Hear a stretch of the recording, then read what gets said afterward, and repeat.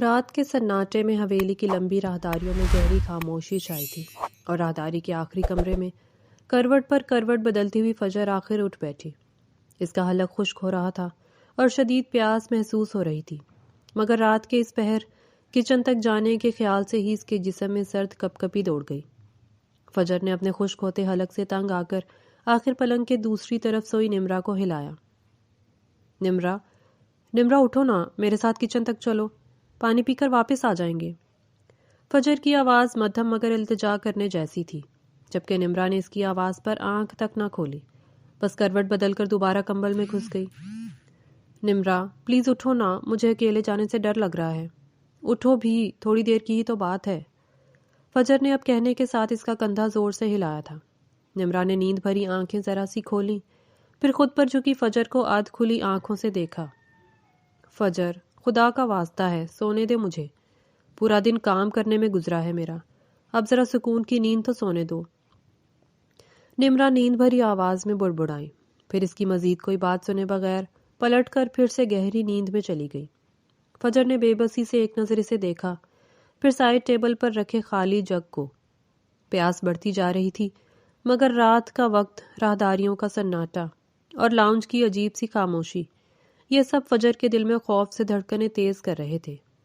لیکن اب کوئی چارہ نہ رہ گیا تھا، تبھی وہ نمرا پر 2 حرف بھیجتے ہوئے آہستہ سے اٹھی اور دروازے کی طرف بڑھی۔ بس پانی پی کر فوراً واپس آ جاؤں گی، کچھ نہیں ہوگا، کچھ نہیں۔ وہ خود کو تسلی دیتی کمرے سے باہر نکلی، پھر اس نے اپنے قدم کچن کی طرف بڑھا دیے۔ لمبی خاموش راہداریوں میں اس کے نازک قدموں کی چاپ واضح سنائی دینے لگی۔ اس کے خوف کا عالم یہ تھا کہ وہ اس وقت اپنے سائے سے بھی ڈر رہی تھی۔ تبھی اس کے قدموں میں مزید تیزی آئی، وہ جلد از جلد پانی پی کر واپس اپنے کمرے میں گھس جانا چاہتی تھی۔ کچن کے قریب پہنچ کر اس نے ایک لمبی سانس ہوا کے سپرد کی، پھر آہستہ سے کچن کا دروازہ دھکیل کر وہ اندر داخل ہو گئی۔ کچن میں اس وقت مکمل اندھیرا تھا، صرف باہر کی طرف کھلتی کھڑکی سے مدھم روشنی اندر آ رہی تھی۔ فجر نے آگے بڑھ کر کپ کپاتے ہاتھ سے سلیب پر رکھا جگ اٹھایا۔ ابھی وہ پانی گلاس میں انڈیلنے ہی والی تھی کہ اسے لاؤنج میں جیسے کسی کے چلنے کی ہلکی سی آواز آئی۔ فجر کے ہاتھ سے گلاس چھوٹتے چھوٹتے بچا، مگر اس آہٹ پر وہ ساکت ضرور ہوئی تھی۔ کون ہے وہاں؟ فجر کی آواز میں واضح کپ کپاہٹ تھی۔ ابھی وہ ڈرتے ڈرتے کچن کے دروازے میں آ کر باہر دیکھنے ہی لگی تھی کہ لاؤنج کی سائڈ سے آہٹ ایک بار پھر سنائی دی۔ اس کے ہاتھ میں پکڑا گلاس کانپنے لگا، وہ آہستہ سے پیچھے ہٹی۔ خوف کے سبب اس کی دھڑکنیں تیز ہونے لگی تھیں، اور پھر لاؤنج کی مدھم روشنی سے نکل کر کوئی تیزی سے اس کے سمت بڑھا تھا۔ چور! فجر کے حلق سے دبی ہوئی چیخ نکلی۔ چچ!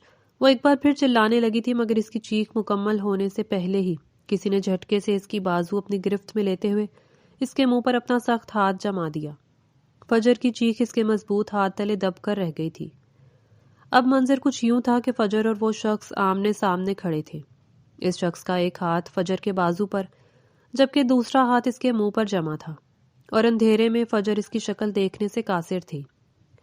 اس اچانک افتاد پر اس کی سانس حلق میں ہی اٹک گئی اور آنکھیں خوف کے سبب پھٹی رہ گئی۔ خاموش، ایک لفظ اور نہیں۔ اس سنجیدہ مگر روبدار آواز کو پہچان کر فجر کے رونگٹے کھڑے ہو گئے تھے۔ وہ اس آواز کو پہچان کر اپنا سانس تک روک چکی تھی۔ سامنے موجود شخص چور نہیں تھا، یہ تو اسفندیار تھا، اس حویلی کا سب سے بڑا پوتا، جس کی سنجیدگی اور سرد مہری سے سبھی خائف رہتے تھے، اور اس کے سامنے تو فجر کے ہاتھ پاؤں کانپنے لگتے تھے۔ چھوڑیں! وہ پوری قوت سے اس کی گرفت میں پھڑ پھڑائی، پر اسفندیار نے اسے ایک لمحے کو بھی ڈھیلا نہ چھوڑا، اور جب اس کی گردن کے پاس اسفندیار کی سانسیں ٹکرائیں تو فجر بری طرح جھرجھری لے گئی۔ اسفندیار نے اسے مضبوطی سے تھام رکھا تھا، جیسے ایک سیکنڈ بھی چھوڑ دیا تو وہ کہیں بھاگ جائے گی۔ میں کہہ رہا ہوں چپ رہو فجر۔ اس کے کان کے بالکل پاس سرگوشی گونجی۔ آواز اتنی سرد تھی کہ فجر کی ٹانگیں ڈھیلی پڑ گئیں اور سانس ایک بار پھر حلق میں اٹک گئی۔ سانس لو! وہ اسے سانس رو کے مورت بنے دیکھ کر غصے سے دھاڑا۔ فجر گہرے گہرے سانس لیتی تھر تھر کانپنے لگی تھی۔ اسفندیار نے ضبط سے اپنی مٹھیاں بھینچ لیں۔ پتہ نہیں وہ اس سے اتنا کیوں ڈرتی تھی، جیسے وہ کوئی عفریت زدہ آسیب ہو۔ ٹھیک سے سانس لو۔ اس نے فجر کے منہ پر جمے اپنے ہاتھ کو تھوڑا سا ڈھیلا کیا تھا۔ فجر نے آنکھیں بند کر کے گہری سانس لی، مگر اس کا لرزنا بند نہ ہوا۔ اسفندیار نے اس کے کانپتے وجود کو شدت سے محسوس کر کے ایک لمحہ کے لیے اپنی گرفت نرم کر دی، مگر فجر اب بھی اس کی گرفت میں پھڑ پھڑا رہی تھی۔ اس کی سانسیں بے قابو تھیں اور آنکھیں خوف سے پھیلی ہوئی تھیں۔ فجر، میں ابھی تمہارے منہ سے ہاتھ ہٹا رہا ہوں، لیکن اگر تم نے دوبارہ چیخنے کی غلطی کی تو انجام اچھا نہیں ہوگا، سمجھی؟ اس کی آواز دھیمی مگر دھمکی سے بھری ہوئی تھی۔ فجر نے آنکھیں بند کر کے ہلکا سا سر ہلایا، تبھی اسفندیار نے آہستہ آہستہ اپنا ہاتھ اس کے منہ سے ہٹایا تھا، اور اگلے ہی لمحے فجر گھبرا کر دوبارہ چیخنے لگی تھی۔ اس کی چیخ پوری بھی نہ ہونے پائی تھی کہ اسفندیار نے سختی سے دوبارہ اس کے منہ پر ہاتھ رکھ دیا۔ میں نے منع کیا تھا، وہ غصے سے کہتے ہوئے اس پر جھک آیا تھا۔ درمیان میں فاصلہ قائم کرنے کو فجر بے ساختہ پیچھے کی طرف بینڈ ہوئی تھی۔ تم ہمیشہ میری بات کی نفی کیوں کرتی ہو؟ وہ اب غصے سے اسے گھور رہا تھا، جبکہ فجر کے آنسو تیزی سے بہنے لگے۔ وہ اس کی گرفت میں مچلتے ہوئے ہاتھوں سے اسے پیچھے دھکیلنے کی ناکام کوشش کرنے لگی۔ پرسکون ہو جاؤ فجر، میں تمہیں کھا نہیں جاؤں گا۔ اسفندیار نے اس کی لرزش محسوس کی، تبھی اس بار اس کا لہجہ تھوڑا نرم ہوا۔ خاموش رہنا، اس نے ایک بار پھر تاکید کی تھی۔ فجر نے سسکی بھرتے ہوئے آہستہ سے اپنا سر ہلایا تو اسفندیار نے ہاتھ ہٹایا، مگر اس بار وہ اس کے سامنے بالکل ساکت کھڑی رہی۔ اب بتاؤ، مجھے دیکھ کر تمہاری سانس کیوں رک گئی تھی؟ اس سے ایک قدم کے فاصلے پر ہوتے ہوئے اسفند نے سرسری انداز میں سوال کیا۔ مجھے آپ سے ڈر لگتا ہے، وہ کپ کپاتے لہجے میں بولی تھی۔ رونے کے سبب اس کی آواز نم ہو رہی تھی۔ کیوں؟ آخر اتنا کیوں ڈرتی ہو تم مجھ سے؟ اسفندیار کی آواز بھاری ہوئی تھی، مگر اس کے پیچھے کوئی چھپی ہوئی شدت، کوئی دبی ہوئی تکلیف بھی تھی۔ فجر نے اس کے سوال کا جواب دیے بغیر سائڈ سے گزر کر وہاں سے بھاگنا چاہا، مگر اسفندیار پہلے ہی اس کے سامنے دیوار بن کر کھڑا تھا۔ سامنے سے ہٹیں پلیز، فجر بمشکل بول پائی، اور اس کی منمناہٹ پر اسفندیار کے لبوں پر ہلکی سی مگر خطرناک مسکراہٹ ابھری۔ پہلے میرے سوال کا جواب دو، کیا میں اتنا خوفناک دکھتا ہوں کہ مجھے دیکھتے ہی تمہارے رونگٹے کھڑے ہو جاتے ہیں؟ وہ اس کی طرف قدم بڑھانے لگا اور فجر نے بے ساختہ اپنے قدم پیچھے لیے، یہاں تک کہ اس کی پشت کچن کی دیوار سے جا لگی۔ اسفندیار اس کے اتنا قریب آ چکا تھا کہ فجر نے اپنی سانس تک روک لی۔ میں تایا جان کو بتا دوں گی، اس نے ہمت جٹائی، مگر آواز اب بھی لرز رہی تھی۔ اچھا، کیا کہو گی انہیں؟ وہ اس کے سامنے کھڑا اس کی بے بس حالت سے حظ اٹھا رہا تھا۔ پیچھے ہٹیں پلیز، اس کی آنکھوں سے آنسو اب تیزی سے بہنے لگے تھے۔ پہلے میرے سوال کا جواب دو، اس نے دھیمے مگر گہرے لہجے میں اپنی بات دہرائی تھی۔ فجر نے سسکی لیتے ہوئے اس کے کندھے پر ہاتھ رکھا اور اسے ایک طرف دھکا دیا۔ آپ بہت برے ہیں، وہ کہہ کر تیزی سے اس کی سائڈ سے نکل کر کمرے کی طرف بھاگ گئی، اور اس کے نازک قدموں کی آواز راہداری میں گونجتی رہی۔ اسفندیار چند لمحے سے جاتا دیکھتا رہا، اور پھر اس کے سخت چہرے پر ایک عجیب مدھم سی مسکراہٹ ابھری۔ ہاں، میں برا ہی ٹھیک ہوں تمہارے لیے فجر، ورنہ تم سنبھل ہی نہ پاؤ۔ اس کی آواز سرگوشی سے زیادہ نہ تھی، اور پھر وہ بھی بالوں میں ہاتھ پھیرتے ہوئے اپنے کمرے کی طرف بڑھ گیا تھا۔ ایک نئی صبح زمین زادوں پر اتر چکی تھی۔ حویلی میں ہر طرف معمول کے کام جاری تھے، جبکہ اندر لاؤنج کی طرف فجر آہستہ آہستہ سیڑھیاں اتر کر نیچے آ رہی تھی۔ وہ اس وقت یونیفارم میں ملبوس تھی، اور اس کی ہلکی سرخ ہوتی آنکھوں کو دیکھ کر یہ اندازہ لگانا مشکل نہ تھا کہ وہ باقی کی رات ٹھیک سے سو نہیں سکی۔ گھر کے تمام افراد ڈائننگ ٹیبل پر جمع تھے، تبھی فجر بھی اس طرف چلی آئی۔ فجر، آج تم اکیلی جا رہی ہو؟ میں نے تو آج لیو لے لی ہے، بخار سا لگ رہا ہے۔ اسے یونیفارم میں ملبوس دیکھ کر نمرا نے ہی سوالیہ انداز میں کہتے ہوئے اسے چونکنے پر مجبور کیا تھا۔ اور آج تو ڈرائیور بھی نہیں آنے والا، تو پھر تم یونی کیسے جاؤ گی؟ نمرا نے اب اگلی بات کہی، اور فجر کو اب صحیح معنوں میں پریشانی ہوئی۔ اسفندیار بھی آج گھر ہی تھا، اور اس سے سامنا نہ ہو تبھی فجر آج یونی سے آف نہیں کرنا چاہتی تھی۔ چلو آؤ فجر، ناشتہ تو کرو، تمہیں یونی چھوڑنے کا کوئی بندوبست ہو جائے گا۔ دادی جانے سے وہیں کھڑا دیکھ کر آگے آنے کو کہا تو وہ چند قدم لیتی ان کے پاس ہی آ کر کرسی پر بیٹھنے ہی والی تھی کہ اوپر سے مضبوط قدموں کی چاپ گونجی۔ سب نے قدموں کے تعاقب میں دیکھا تھا۔ اسفندیار دھیمے مگر باوقار انداز میں سیڑھیاں اتر رہا تھا، سفید شرٹ کے ساتھ سیاہ پینٹ اور کوٹ میں ملبوس، چہرے پر وہی سنجیدگی لیے وہ فجر کو رات کا منظر ایک بار پھر یاد دلا چکا تھا۔ فجر کے دل کی دھڑکنیں بڑھنے لگیں، مگر وہ اپنے تاثرات پر قابو پاتے ہوئے کرسی پر بیٹھ گئی۔ بالکل ٹھیک وقت پر آئے ہو اسفند۔ شاہویر کل بتا رہا تھا کہ تم آج کسی کام کے سلسلے میں فجر کی یونیورسٹی جانے والے ہو۔ دادی جان نے اسفند کو دیکھ کر نرم لہجے میں کہا تھا۔ جی دادی، پرنسپل سے ملنا ہے۔ اسفند انہیں جواب دینے کے ساتھ ان کی دائیں طرف سے آ کر خالی کرسی پر بیٹھا۔ اب فجر اور وہ آمنے سامنے بیٹھے تھے۔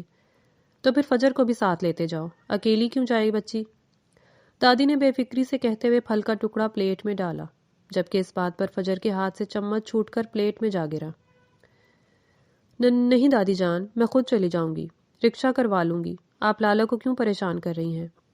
وہ جلدی سے بولی تھی مگر دادی جان کے ماتھے پر ناگواری سے بل چھا گئے۔ ہوش کے ناخن لو فجر، ایک اکیلی لڑکی کو رکشے میں گھومنے بھیج دوں؟ گھر میں گاڑی ہے، اسفند جا رہا ہے، پھر اکیلے جانے کی کیا تک بنتی ہے؟ اسی کے ساتھ جاؤ۔ اب ان کا انداز ایسا تھا جیسے وہ مزید فجر کا کوئی انکار نہیں سننے والی، جبکہ رات کا وہ لمحہ، اس کا کانپتا بدن، اسفندیار کا منہ پر ہاتھ رکھنا اور اس کے جملے، یہ سب کچھ فجر کے ذہن میں گھومنے لگے، اور دادی کے اٹل ارادے دیکھ کر اس نے بے بسی بھری سانس ہوا کے سپرد کی تھی۔ اب کیا سوچنے بیٹھ گئی ہو؟ ناشتہ ختم کرو، پھر اسفند کے ساتھ چلی جانا۔ اسے ایسے ہی بیٹھا دیکھ کر اب دادی جان نے اس کی توجہ کھانے کی طرف دلائی، اور ان کی آخری بات پر فجر نے مجبوراً سر ہلایا، جبکہ دل اندر ہی اندر بیٹھ رہا تھا۔ ناشتہ ختم کرتے ہی اسفندیار اٹھا تو فجر کو بھی اٹھنا پڑا۔ وہ اپنا بیگ اٹھا کر اس کے پیچھے پیچھے بڑھی، مگر اس کا دل بہت زور سے دھڑک رہا تھا۔ وہ دونوں آگے پیچھے چلتے پورچ کی طرف آئے تھے۔ گاڑی کے قریب کال آ جانے کے سبب اسفند کو رکنا پڑا اور تبھی فجر پچھلی سیٹ کی طرف جانے لگی تھی، مگر اسفندیار نے ہاتھ بڑھا کر اسے روک لیا۔ پھر اگلے ہی لمحے کال بند کرتے ہوئے وہ مکمل طور پر اس کی طرف متوجہ ہوا تھا۔ میں تمہارا ڈرائیور نہیں ہوں، آگے بیٹھو۔ اس کی آواز اب بھی سنجیدہ تھی، مگر وہ اپنی بات کہنے ہی لگی تھی، مگر اسفند کے چہرے پر تاثرات ہی اتنے سخت تھے کہ اس سے جملہ بھی مکمل نہ ہو سکا۔ بیٹھو یہاں۔ اسفند نے خود ہی اس کی طرف کا دروازہ کھولا اور پھر اس کی کلائی تھام کر اسے زبردستی سیٹ پر بٹھا دیا، اور فجر اس عمل پر کوئی مزاحمت بھی نہ کر پائی تھی۔ پھر وہ خود گھوم کر دوسری طرف سے آیا اور ڈرائیونگ سیٹ پر بیٹھ گیا۔ چند لمحوں بعد ان کی گاڑی سڑک پر یونی کی طرف رواں دواں تھی۔ سفر آہستہ آہستہ کٹ رہا تھا اور فجر دروازے کے بالکل ساتھ چپکی بیٹھی تھی۔ چند لمحے یوں ہی بیت گئے۔ وہ اسفند سے کوئی بات کرنا چاہ رہی تھی، مگر اس کی سنجیدگی کو دیکھتے ہوئے فجر میں ہمت ہی نہ ہو رہی تھی کہ وہ اپنی بات کہہ سکے۔ میری بات سنے لالا۔ جب چند مزید لمحے یوں ہی ہو گئے تو اس نے بہت ہمت مجتمع کرتے ہوئے اسفند کو مخاطب کیا تھا۔ تبھی وہ چونک کر اس کی طرف دیکھتے ہوئے گاڑی کی سپیڈ کم کر گیا تھا۔ میں آپ کو بتا رہی ہوں، یونی میں کسی کو معلوم نہیں ہونا چاہیے کہ آپ میرے لالا ہیں۔ چونکہ وہ یہ بات جانتی تھی کہ اسفند اس کی یونی ہی جا رہا ہے، تبھی وہ خود کو یہ بات کہنے سے روک نہیں پائی تھی۔ ہاں، یہ کہتے ہوئے اس کی آواز مدھم اور ڈری ڈری تھی، اور اس دوران اس نے اسفند کی طرف نگاہ اٹھا کر دیکھا بھی نہ تھا۔ کتنی بار بولا ہے میں تمہارا لالا نہیں ہوں بلکہ تایا زاد ہوں۔ اسفندیار کی آواز میں سرد پن اترا تھا، آنکھیں غصے کی زیادتی سے سرخ انگارہ ہوئی تھیں۔ اسے ایسے دیکھ کر سہم تو فجر بھی گئی تھی۔ رات کا منظر ایک بار پھر پوری شدت سے اس کے دماغ میں ابھرا تھا، مگر وہ تکرار میں کچھ کہہ نہ سکی تھی۔ اس حد تک پر اس کی آنکھیں نمکین پانی سے بھر گئیں، اور تھوڑی دیر بعد ہی گاڑی میں ہچکیوں کی آواز گونجی تو اسفندیار کا غصہ ہوا ہوا تھا۔ وہ یکدم گاڑی روکتے ہی پریشانی سے فجر کی طرف دیکھنے لگا، جو روتی ہوئی خود کو ہلکان کر رہی تھی۔ فجر، اسٹاپ کرائنگ۔ اس کی آواز اتنی سخت تھی کہ وہ فوراً ہی رونا رک گئی۔ اسفندیار کی سنجیدگی سے ہی تو وہ ڈرتی تھی، اور اس سے سامنا کم ہو تبھی وہ یونی سے بھی چھٹی نہ کرتی تھی، اور آج بھی وہ اسی وجہ کے سبب نمرا کے نہ جانے پر بھی اکیلی یونی چلی آئی تھی۔ مگر لگ یہی رہا تھا کہ اسفند اسے ڈانٹنے کا سارا کوٹا راستے میں ہی پورا کر لے گا۔ اب رونے کی آواز نہ آئے تمہاری، وارننگ جیسے انداز میں کہہ کر اسفند نے گاڑی سٹارٹ کی اور آگے بڑھا دی تھی۔ اسفند نے اسے یونی کے گیٹ پر ہی اتار دیا تھا، اور پھر وہ اس سے کوئی بھی بات کیے بغیر آگے بڑھ گیا تھا، جبکہ فجر نے اس کی سنجیدگی پر اپنے تاثرات بگاڑے اور سیدھی اپنی کلاس کی طرف بڑھ گئی۔ 3 لیکچر ختم ہو چکے تھے اور اب اگلی پروفیسر کا انتظار تھا۔ پروفیسر کے آنے سے پہلے کا یہ چند منٹ کا وقفہ یوں ہوتا تھا جیسے کسی نے پوری کلاس روم میں بھگدڑ مچا دی ہو۔ ہر طرف سرگوشیاں، ہنسی اور مدھم شور جیسی آوازیں تھیں۔ اب بھی کلاس میں سب بچے سرگوشیوں کی صورت ایک دوسرے سے باتیں کرنے میں مصروف تھے، جبکہ فجر اس سب سے بے نیاز کتاب کھولے بیٹھی تھی۔ اگر نمرا یوں نہیں آئی ہوتی تو شاید وہ بھی ہنسی مذاق میں شامل ہو جاتی، مگر آج وہ بالکل اکیلی تھی اور صبح سے ہی اس کا دن برا گزر رہا تھا۔ میری بات غور سے سنو۔ کلاس کی سب سے شوق لڑکی نے ڈائس کی طرف آتے ہوئے سب کو مخاطب کیا تھا۔ میں نے سنا ہے آج ایک نئے پروفیسر ہمیں جوائن کرنے والے ہیں اور وہ خاص پرنسپل کی ریکویسٹ پر ہمیں لیکچر دینے کے لیے آئے ہیں، اور میں نے تو یہ بھی سنا ہے کہ وہ بہت ہی ہینڈسم ہے۔ اس لڑکی کی آخری بات پر وہاں بیٹھی چند لڑکیاں فوراً خوشی سے کھلکھلا اٹھیں۔ کچھ نے تو باقاعدہ بننے سنورنے کے انداز میں اپنے بال درست کیے۔ شکر ہے میں تو یہاں آ گئی، اس کھڑوس لالا سے تو جان چھوٹی، ورنہ وہ تو مجھے آنکھوں سے گھور گھور کر ہی جان سے مارنے کا ارادہ رکھتے ہیں۔ اسفند کی صبح والی ڈانٹ یاد آتے ہی اس نے ٹھنڈی سانس ہوا کے سپرد کی، پھر اپنا دھیان سامنے کھلی کتاب کی طرف کر دیا۔ چند لمحوں بعد پروفیسر کے آنے کی اطلاع پر کلاس میں ہلچل مچی اور پھر سبھی اسٹوڈنٹس اپنی اپنی جگہ پر بیٹھ گئے۔ اب وہ سبھی سانس روکے نئے آنے والے پروفیسر کو دیکھنے کے منتظر تھے، جبکہ ان سب سے بے نیاز فجر کتاب پڑھنے میں منہمک تھی، مگر اس کا دھیان تو اسفند کی طرف لگا تھا، جس کی نظروں سے وہ ہمیشہ خائف رہتی تھی۔ اوپر سے وہ تھا بھی اتنا سنجیدہ کہ اس کے سامنے آنے سے ہی فجر کی ٹانگیں کانپنے لگتی تھیں، حواس منجمد ہونے لگتے تھے۔ اپنی سوچوں میں منہمک جو ہی اس نے نگاہیں اٹھا کر ڈائس کی طرف دیکھا، اس کی نگاہیں وہیں جم گئیں اور چہرے پر حیرت بھرے تاثرات چھا گئے، جبکہ اسفند نے اسے یوں حیرت سے ساکت ہوتا دیکھ کر اپنی بے ساختہ مسکراہٹ بہت مشکل سے چھپائی تھی۔ وہ اسفند سے بچنے کے لیے ہی یوں نہیں آتی تھی، اور اب اسفند بھی وہیں آ گیا تھا۔ اس نے بے ساختہ آنکھیں میچیں۔ اسفند کی گھوریاں، اس کی ڈانٹ، اب کیا وہ یہاں بھی یہی سب سہے گی؟ جبکہ اسفند اس کے تاثرات دیکھتے ہوئے اپنا سر نیچے کی طرف جھکا چکا تھا، اور اس طرح اس کی مسکراہٹ کسی پر واضح نہیں ہوئی تھی۔ وہ فجر کے تاثرات سے ہی جان چکا تھا کہ وہ کیا سوچ رہی ہے۔ یار سر کتنے ہینڈسم ہیں، پاس بیٹھی الیزے نے فجر کو مخاطب کرتے ہوئے کہا تھا، جبکہ فجر کے گال بے ساختہ سرخ ہوئے۔ اسفند واقعی ہینڈسم تھا، مگر اس کا سخت لہجہ اور سرد آنکھیں ایسی ہی تھیں کہ فجر کو کبھی اس کے بارے میں ایسا سوچنے کا موقع ہی نہ دیتی تھی۔ بس رہنے دو، کبھی چند لمحے اس کھڑوس کے ساتھ ایک کمرے میں گزار لو تو ساری ہینڈسمنس والی باتیں اپنی موت آپ مر جائیں گی، اس نے خفت زدہ ہوتے ہوئے الیزے کو جواب دیا تھا، جبکہ الیزے نے اپنا کہکہا بہت مشکل سے ضبط کیا تھا۔ اوکے کلاس، میرا نام اسفندیار ہے، آج سے میں آپ کا نیا پروفیسر ہوں۔ اسفند نے انٹرویو دینے کے ساتھ ساری کلاس کو اپنی طرف متوجہ کیا تھا۔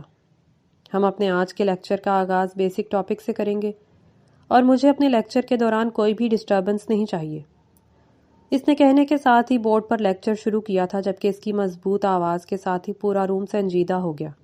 اس کا لہجہ اور انداز ہی ایسا تھا کہ ہر کوئی اسے بے ساختہ سنتا جا رہا تھا، جبکہ فجر تو بغیر لیکچر سنے خود کو وہاں سے غائب کر دینا چاہتی تھی۔ اس کی توجہ بٹی ہوئی تھی، اس نے پورا لیکچر یوں ہی غیر دماغی سے سنا تھا اور اسے کوئی بھی لفظ سمجھ نہ آیا تھا۔ اگر کوئی سوال ہو تو پوچھ کر وضاحت لے سکتے ہیں۔ لیکچر ختم ہونے پر اسفند نے کلاس کی طرف مڑ کر کہا تھا، مگر سب نے سر نفی میں سے ہلا دیا۔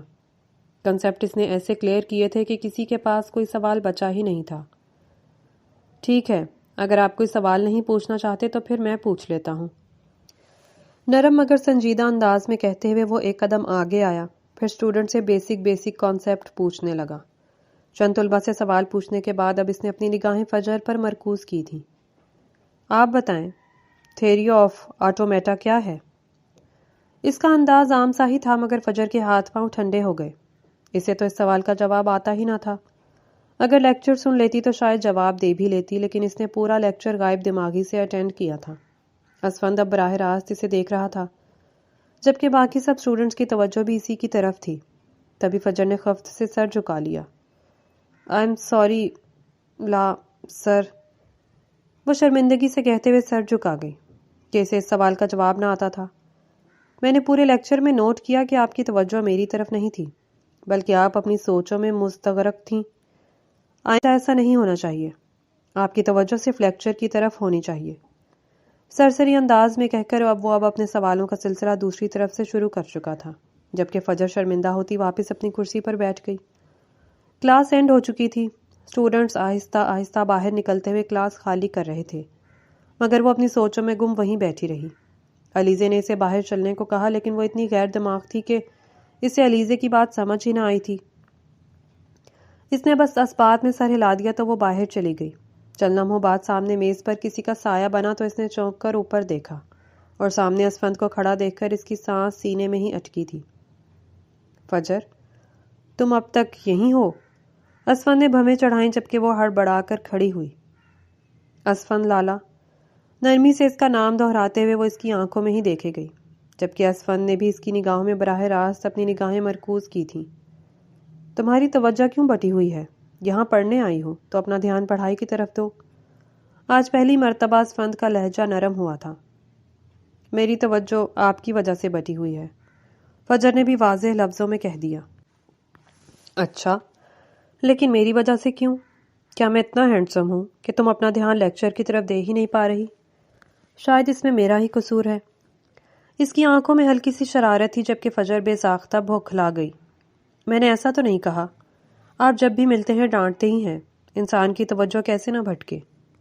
سرخ ہوتے چہرے کے ساتھ وہ اس کی شکایت اسی سے کر گئی تھی۔ چلو اٹھو، چھٹی ہو گئی ہے تو میں گھر ڈراپ کر دیتا ہوں۔ نرمی سے بولتے ہوئے اسفند آگے بڑھ گیا جبکہ فجر بھی جلدی سے بیگ اٹھا کر اس کے پیچھے چلی۔ دروازے پر پہنچ کر اسفند اچانک رکا تھا اور فجر اس کے رکنے کا اندازہ نہ لگا سکی، تبھی سیدھی اس کی کمر سے جا ٹکرائی۔ آہ! اس نے بے ساختہ اپنا سر تھاما۔ فجر! اسفند نے فوراً پلٹ کر اسے بازو سے تھام لیا۔ کیا کھاتے ہیں آپ؟ لگتا ہے لوہے کے بنے ہیں۔ میرا تو سر دیوار سے ٹکرا جاتا تب بھی اتنا نہ دکھتا۔ فجر نے سر پکڑ کر کہتے ہوئے سسکی سی لی۔ سنبھل کر چلا کرو۔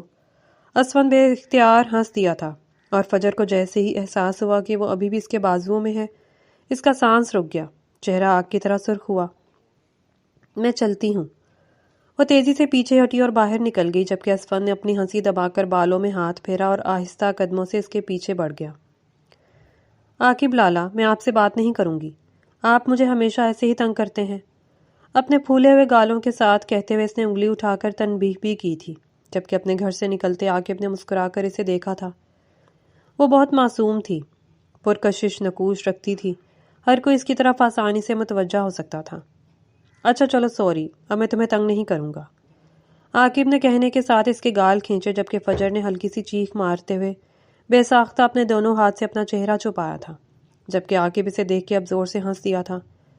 ایسا تو ہو ہی نہیں سکتا تھا کہ عاقب فجر کے سامنے ہو اور اس کے گال نہ کھینچے، مگر دوسری طرف اسفندیار نے یہ منظر دیکھ کر بے ساختہ اپنے ہاتھ کی مٹھی بھینچی۔ وہ دونوں ہمیشہ یوں ہی لڑتے جھگڑتے رہتے تھے، مگر آج یہ منظر دیکھ کر اسفندیار کو اپنی روح فنا ہوتی محسوس ہوئی تھی۔ یہ اس کے ساتھ کیا ہو رہا تھا؟ اپنی کیفیت سے جھنجھلاتے ہوئے وہ آگے بڑھا اور عین عاقب اور فجر کے سامنے آ کھڑا ہوا، جبکہ اسے یوں اچانک اپنے سامنے آ کر کھڑا ہوتے دیکھ کر فجر کی مسکراہٹ سمٹی تھی۔ تم نے آج کا لیکچر دھیان سے نہیں لیا تھا، اپنی بک لے کر آؤ، میں نمرا کے ساتھ ساتھ تمہیں بھی پڑھا دیتا ہوں۔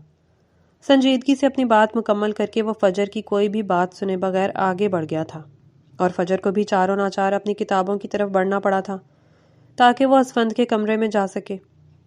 اسفند لالا، وہ کافی دیر سے اس کے ساتھ کمرے میں موجود کرسی پر بیٹھی پڑھ رہی تھی، نمرا بھی اس کے ساتھ ہی تھی، مگر وہ بھی چند لمحوں پہلے ہی اٹھ کر پانی پینے گئی تھی اور فجر نے کتاب ایک طرف کرتے ہوئے اسفند کو مخاطب کیا تھا۔ اسفندیار جو اس کا کام چیک کرنے کے لیے کاپی پر جھکا ہوا تھا، فجر کے بلانے پر اب اسے دیکھنے لگا تھا۔ آپ کو پتا ہے دادی آج کیا کہہ رہی تھی؟ اس نے مسکراتی نظروں سے اسفند کو دیکھ کر کہتے ہوئے بات میں ایک لمحے کا وقفہ لیا۔ کیا کہہ رہی تھی؟ اسفند نے اس کی بات سوالیہ انداز میں دہرا دی، پھر جواب طلب نظروں سے اسے دیکھنے لگا۔ وہ آپ کی شادی کے بارے میں بات کر رہی تھی، کہہ رہی تھی کہ اگلے ماہ تک آپ کی جویریہ آپی سے شادی ہو جائے گی۔ فجر نے مزے سے ساری بات اس کے گوش گزار کر دی۔ وہ تو اس بات پر خوش تھی کہ شاید بیوی کے آ جانے سے اسفند لالا کا سخت مزاج بدل جائے اور اسے مزید اسفند سے ڈرنا بھی نہ پڑے گا، جبکہ یہ سب سن کر اسفند کے تاثرات سختی میں ڈھلے۔ جویریہ اس کی پھپھو ذات تھی اور اس کی منگ بھی تھی، مگر اس رشتے سے نہ اسفندیار پہلے خوش تھا اور نہ اب۔ زیادہ خوش ہونے کی ضرورت نہیں ہے فجر۔ وہ اگلے ہی لمحے ہاتھ میں پکڑا مار کر ایک طرف پھینک کر فجر کے نزدیک ہوا تھا، اس کا ایک ہاتھ صوفے کی پشت پر جبکہ دوسرا ہاتھ فجر کی گردن کے پاس رکھا تھا۔ کیونکہ میں جویریہ سے نہیں بلکہ تم سے شادی کروں گا۔ یہ جملہ فجر کے لیے بالکل غیر متوقع تھا۔ وہ سہم کر اسفند کو دیکھنے لگی۔ اس لیے اپنا دماغ درست کر لو اور خود کو ذہنی طور پر تیار کر لو۔ میری زندگی میں تمہارے علاوہ کسی کی جگہ نہیں ہے۔ اب اسفند نے اس کے کان کے قریب سرگوشی کی تھی اور فجر تو اپنی جگہ حیرت سے مجسمہ ہی بن گئی۔ اسے آج سے پہلے اسفند سے اتنا خوف کبھی محسوس نہیں ہوا تھا۔ آپ مذاق کر رہے ہیں نا؟ فجر نے اس کی بات کا اثر مذاق میں زائل کرنا چاہا۔ میں سنجیدہ ہوں فجر، بہت سنجیدہ۔ میں آج ہی دادی جان سے اس بارے میں بات کرنے والا ہوں، اور اگر تم نے اس رشتے سے انکار کیا تو مجھ سے برا کوئی نہیں ہوگا۔ اب وہ اپنی باتوں سے سچ مچ فجر کے رونگٹے کھڑے کر چکا تھا، اور فجر یوں ہو گئی جیسے اس کے جسم سے خون کا آخری قطرہ بھی نکال لیا گیا ہو۔ اور جویریہ آپی کا کیا؟ وہ تو آپ کے نام پر بیٹھی ہیں۔ بہت دقت کے بعد وہ یہ جملہ ادا کر پائی تھی۔ ان کے بارے میں تمہیں پریشان ہونے کی ضرورت نہیں ہے فجر، بس تم میری بات پر عمل کرنے کے لیے خود کو تیار کر لو۔ اسفند اس کے چہرے پر جھولتی بالوں کی لٹ کان کے پیچھے اڑس کر اس سے ذرا فاصلے پر ہو گیا تھا، اور فجر تو اس کا ہاتھ جھٹک ہی نہ پائی تھی۔ اسے اس وقت خود پر سب سے زیادہ غصہ تھا۔ وہ کیوں اتنی کمزور تھی؟ مجھے آپ سے شادی نہیں کرنی، سن لیں آپ، غصے میں گرا کر کہتی ہوئی وہ اگلے ہی پل کتابیں میز پر پھینکنے کے انداز میں رکھ کر کمرے سے باہر نکل گئی، جبکہ اسفند نے اپنا ماتھا سہلاتے ہوئے خود کو اس نئے محاذ کے لیے ذہنی طور پر تیار کرنے کی کوشش کی تھی۔ اس دن کے بعد سے فجر نے اسفندیار کے سامنے جانا بالکل ہی ختم کر دیا تھا۔ گھر میں جب تک اسفند گھر ہوتا، جب تک وہ اپنے کمرے میں ہی بند رہتی، جبکہ یونی میں وہ اس کا لیکچر بہت دھیان سے سنتی تھی، اور الگ سے اسفند کے پاس ٹیوشن پڑھنے کا سوال ہی پیدا نہ ہوتا تھا۔ دوسری طرف اسفند اب تک دادی جان سے فجر سے شادی کے بارے میں بات ہی نہ کر پایا تھا، اور فجر کی حرکتیں اسے مزید غصہ دلا رہی تھیں، اور اسی سب میں وقت اپنی رفتار سے گزرتا جا رہا تھا۔ یہ بھی معمول کے مطابق ہی ایک دن تھا جب شام کے وقت اچانک ہی آسمان پر کالے بادل اکٹھے ہو گئے تھے، اور پھر دیکھتے ہی دیکھتے ہر طرف جل تھل ہو گیا تھا۔ فجر ہمیشہ سے ہی بارش کی دیوانی تھی، مگر سردیوں کی شام میں بارش سے نہانے پر وہ ہمیشہ بیمار ہوتی تھی۔ تبھی آج امی نے اسے بارش میں نہانے سے سختی سے منع کیا تھا، مگر وہ فجر ہی کون جو اپنی خواہش پوری نہ کرے۔ چند ہی لمحوں بعد وہ حویلی کی بیک سائیڈ بنے لان میں تھی، یہاں کسی کے آنے کا چانس بھی نہ تھا، تبھی وہ آرام سے وہاں بارش کو انجوائے کر سکتی تھی۔ بارش کی ہلکی ہلکی بوندیں حویلی کے بڑے صحن میں گر رہی تھی، ہوا میں نمی، خاموشی اور ایک عجیب سی ٹھنڈک گھل گئی تھی۔ فجر ہر چیز سے بے نیاز ہوتی دونوں بازو ہوا میں پھیلائے، چہرہ اوپر اٹھا کر آنکھیں بند کیے گول گول گھوم رہی تھی۔ اسے یہاں کھڑے کچھ دیر ہی ہوئی تھی، مگر سرد ہوا اس کے نازک وجود کو مسلسل کپ کپا رہی تھی۔ تبھی فجر نے اپنی بند آنکھیں کھول لی تھیں۔ اب بارش کے قطرے اسے اپنے سر پر محسوس ہو رہے تھے۔ کچھ نہیں ہوتا، تھوڑی دیر بعد بارش تھم جائے گی، پھر تو ویسے ہی اندر چلی جاؤں گی، اس نے خود سے ہی سرگوشی کی۔ یہ اور بات تھی کہ اب اس کے دانت بھی کپ کپانے لگے تھے۔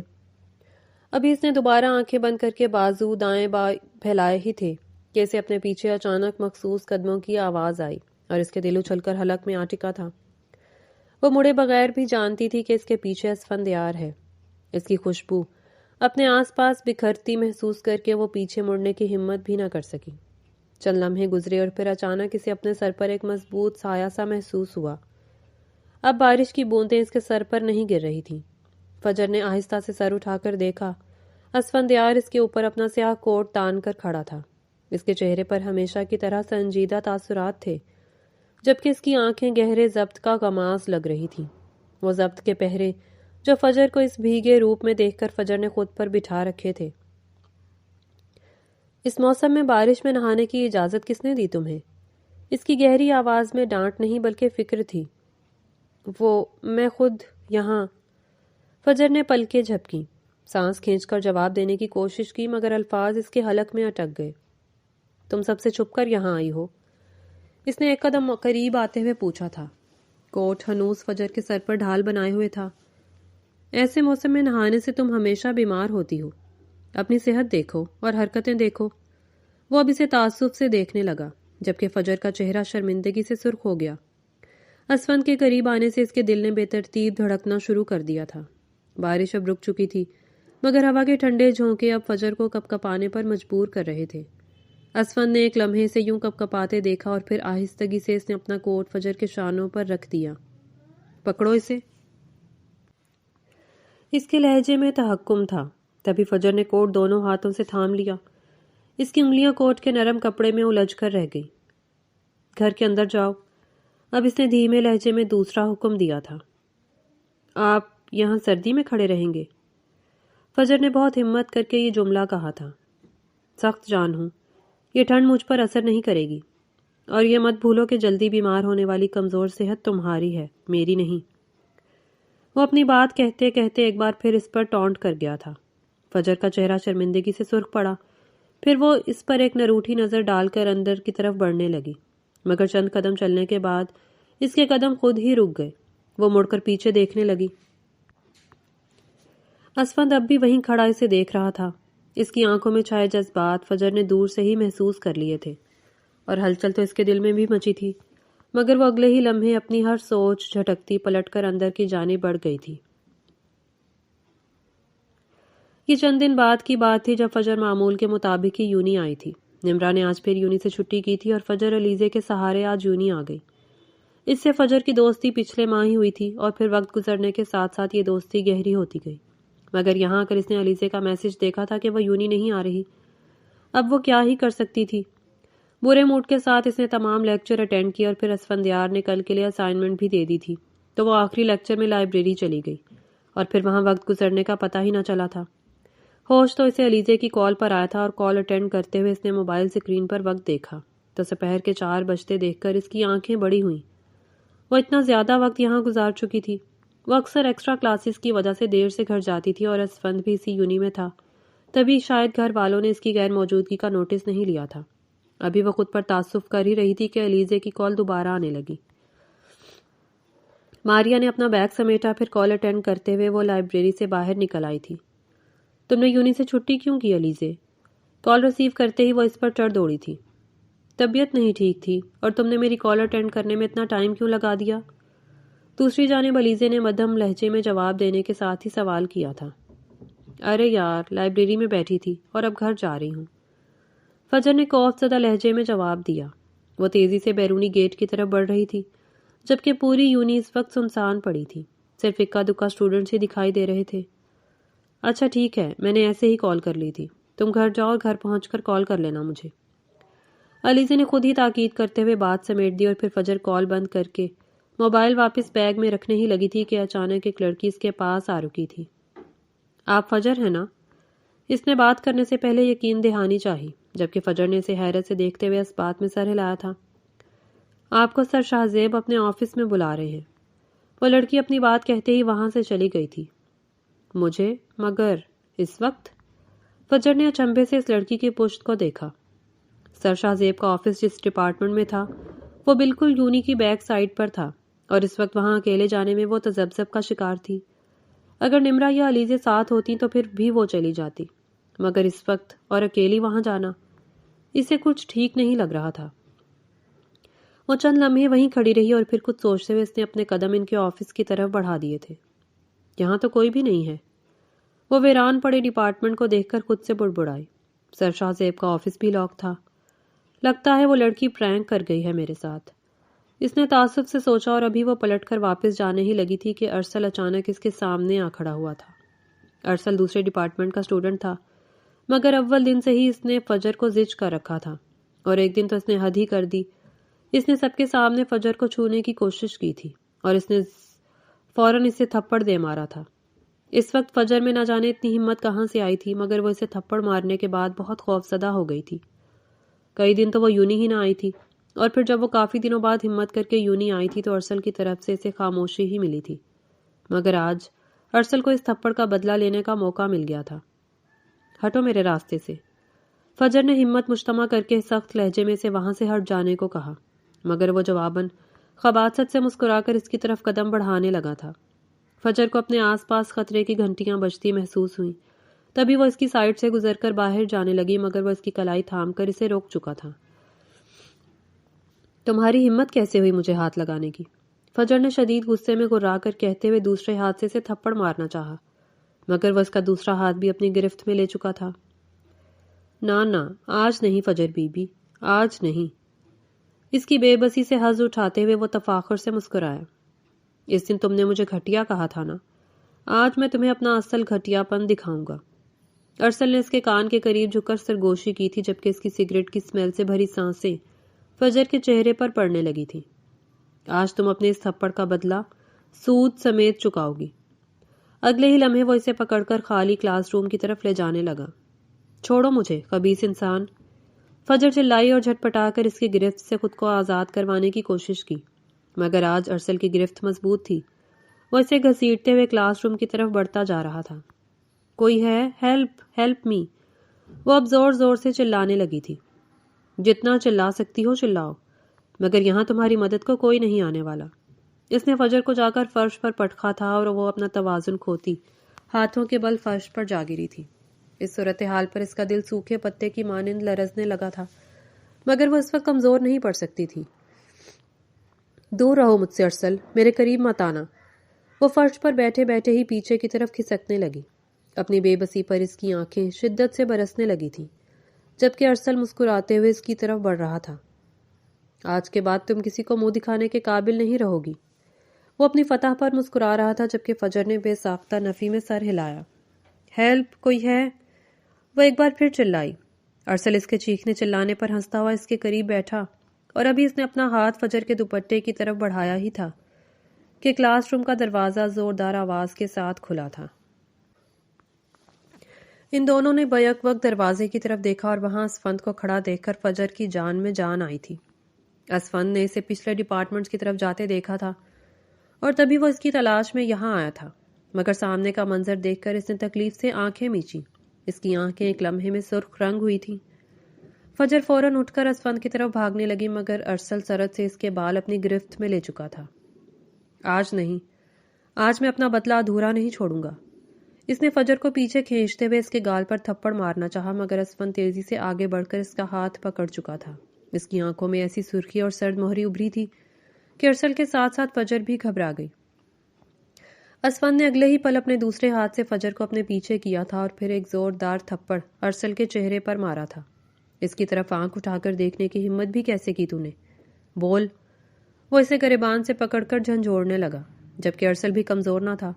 اس نے خود کو رہائی دلوانے کی بھرپور کوشش کی اور اسی نتیجے میں وہ دونوں آپس میں گتھم گتھا ہو چکے تھے۔ فجر سہم کر ایک طرف دیوار سے لگی ٹھہری تھی، جبکہ اسفند آج اپنی ساری وحشت ارسل پر نکال دینا چاہتا تھا۔ اگر وہاں جمع ہوتے طلباء درمیان میں آ کر ارسل کو اس سے نہ چھڑواتے تو وہ یقیناً آج اس کا قتل ہی کر ڈالتا۔ اس وقت تم اکیلی یہاں کیا کرنے آئی تھی فجر؟ تمہیں ذرا بھی اندازہ ہے کہ اگر میں وقت پر نہ پہنچتا تو کیا ہو سکتا تھا؟ جو ہی لڑکوں نے اسے ارسل سے پیچھے کیا تو وہ سیدھا فجر کے پاس ہی آیا تھا۔ پھر اس کے گرد اپنا کوٹ اڑاتے ہوئے اس نے غصے سے سوال کیا تھا، جبکہ فجر بے ساختہ اس کے گرد بازو حمائل کرتی اس کے ساتھ آ لگی تھی۔ یہ سب اس نے بے ارادی طور پر کیا تھا، جبکہ اسے ایک لمحے میں ہی اسفند کا غصہ جھاگ کی طرح بیٹھ گیا۔ اس کی آنکھیں ایسی ہو گئیں جیسے دھوپ کے سامنے اچانک بادل آ جاتے ہیں۔ مجھے وہ لڑکی نے یہاں آنے کا کہا تھا، میں خود جان بوجھ کر یہاں نہیں آئی۔ فجر سے بولا بھی نہیں جا رہا تھا۔ اس نے ارسل کے سامنے تو بہت ہمت دکھائی تھی، مگر اب اس کا جسم خوف سے کانپ رہا تھا۔ یہ سب میری ہی غلطی ہے، میں چند لمحوں کے لیے تم سے غافل ہوا اور یہ سب ہو گیا۔ اسفند نے افسوس سے سرگوشی کی، جبکہ اب فجر کے حواس ذرا بحال ہوئے تو اسے اپنی پوزیشن کا احساس ہوا۔ اگلے ہی لمحے وہ خوف زدہ ہوتی اس سے دور ہو چکی تھی۔ چلو گھر چلتے ہیں، مگر گھر میں کسی کو کچھ بتانے کی ضرورت نہیں۔ میں نہیں چاہتا کہ کسی کو بھی تم سے کوئی سوال جواب کرنے کا موقع ملے۔ اس کے کندھے پر بازو پھیلاتے ہوئے وہ اسے لیے پارکنگ کی طرف بڑھنے لگا تھا۔ اس کا چہرہ ہنوز سنجیدہ اور آنکھیں سرخ تھیں، مگر وہ اپنے غصے پر قابو پا چکا تھا، اور فجر بھی اب ذرا پرسکون تھی، مگر آج اس کا دل کسی اور ہی لے پر دھڑک رہا تھا۔ 15 دن بعد ان گزرے دنوں میں سب کچھ اپنے معمول پر آ چکا تھا، مگر فجر اپنے دل کو سنبھال ہی نہ پا رہی تھی، جو غیر ارادی طور پر اسفند کے نام کی مالا جپنے لگا تھا۔ شروع میں وہ اس سے بہت ڈرتی تھی، مگر یہ شاید ڈر نہیں تھا، وہ ہر وقت اس کے بارے میں سوچتی رہتی تھی اور اسے یہ احساس ہی نہ ہوا تھا کہ ہر وقت اس کی سوچوں میں مقید رہنے والا شخص آہستہ آہستہ اس کے دل میں بسنے لگا ہے، اور یہ کہانی تو کئی سال پرانی تھی۔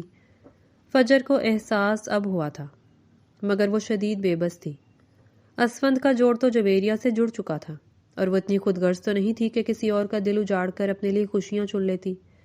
تبھی اس نے خود کو اندر ہی اندر مرنے کے لیے چھوڑ دیا تھا، مگر آج کچھ ایسا ہوا تھا جس نے اس کے اندر ایک نئی روح پھونک دی تھی۔ دادی جان نے اسفند اور فجر کا رشتہ طے کر دیا تھا۔ اور اس سب کے پیچھے اسفند کا ہی ہاتھ تھا، جبکہ اس بات کو جان کر فجر کو خوشی سے زیادہ دکھ ہوا تھا۔ وہ جویریہ کی جگہ نہیں لینا چاہتی تھی، مگر اس کی یہ اداسی بھی نمرہ ختم کر چکی تھی، کیونکہ اصل بات تو اسے معلوم ہی نہیں تھی۔ دراصل جویریہ بھی اسفند سے شادی کرنے پر رضامند نہ تھی۔ وہ اپنے یونی فیلو وکاس کو پسند کرتی تھی، مگر یہ بات اپنے والدین کو بتانے کی ہمت اس میں نہیں تھی، جبکہ اسفند یہ بات جانتا تھا، اور اس نے خود ہی پھپھو سے جویریہ کے لیے وکاس کی بات کی تھی، اور اگلے چند دنوں میں وکاس اور جویریہ کی بھی باقاعدہ رسم ہو جانی تھی۔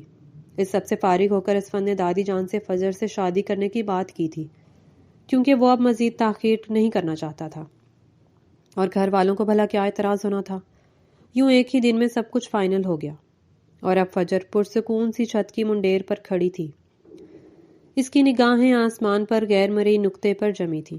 وہ اپنی ہی سوچوں میں اتنی منہمک تھی کہ اسے اپنے پیچھے آ کر کھڑے ہوتے اسفند کی موجودگی کا احساس ہی نہ ہوا تھا۔ چونکی تو وہ تب جب اسفند نے اس کے کندھوں پر اپنی شال پھیلائی تھی۔ میرے بارے میں اتنا مت سوچو، اب میں مکمل طور پر تمہارا ہوں اور تم میری۔ وہ اب اس کے برابر آ کھڑا ہوا تھا، جبکہ فجر اس کے اس قدر صحیح اندازے پر حیرت زدہ ہوئی۔ وہ واقعی اسفند کے بارے میں سوچ رہی تھی۔ آپ کو کیسے پتا؟ وہ اپنی حیرت چھپا بھی نہ پائی۔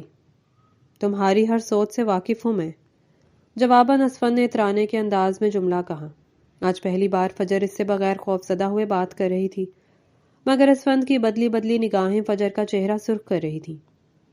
میں نے تمہیں مکمل طور پر اپنا بنانے کو سارا انتظام کر دیا ہے۔ اب بہت جلد تو میری دسترس میں ہوگی، اور پھر ہمارے درمیان یہ فاصلے بھی مٹ جائیں گے۔